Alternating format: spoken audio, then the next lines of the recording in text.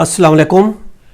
Today we are here for new legal lecture. आज का जो हमारा लीगल लेक्चर है वो है foreigner male citizen on the basis of marriage, यानी अगर कोई गैर मुल्की मर्द पाकिस्तानी औरत से शादी करता है तो पाकिस्तान की नेशनलिटी हासिल कर सकता है या नहीं हासिल कर सकता। ये है हमारा आज का लीगल लेक्चर।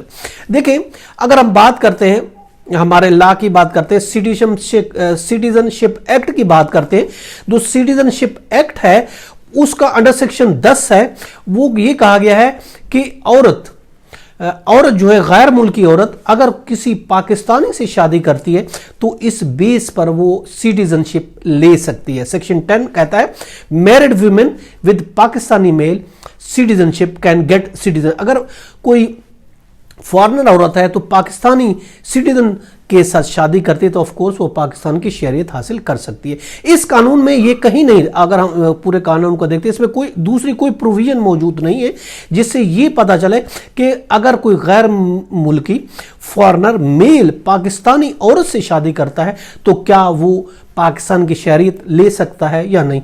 इसके बारे में लॉ कुछ नहीं कहता, इसके बारे में कोई प्रोविजन है, सिर्फ लेडीज के बारे में है, ख्वातीन के बारे में है। और ये कानून अगर हम बात करते हैं तो एक किस्म का ये डिस्क्रिमिनेटरी केस है, क्योंकि औरत को तो इजाजत देता है, फॉरेन औरत को, कि वो पाकिस्तान की शरीयत ले सके, लेकिन फॉरेन मर्द को ये इजाजत नहीं देता कि वो भी शरीयत हासिल कर सके। देखिए, अंडर आर्टिकल 2A और 25 ऑफ कॉन्स्टिट्यूशन ऑफ पाकिस्तान के तहत ये डिस्क्रिमिनेटरी है और कुरान और हदीस के भी खिलाफ है, यानी एक को इजाज़त दे रहा है दूसरे को इजाज़त नहीं दे रहा। तो इसी बेस पर वफाकी शरई अदालत ने हुकूमत को इस कानून में बाकायदा अमेंडमेंट करने के लिए सजेस्ट किया है कि वो इसमें अमेंडमेंट करे। उसके लिए रूलिंग है PLD 2008 फेडरल शरीयत कोड की है, FSC 1 है, और इसके अलावा PLJ है 2008 FSC पेज 72 है। इससे पहले अगर हम बात करते हैं, इससे पहले सिंध हाई कोर्ट ने नजमा बीबी वर्सेस गवर्नमेंट ऑफ पाकिस्तान के केसेस जो कि CP 1415 2004 में हुई थी, उसमें भी यही कहा गया है। और इसके बाद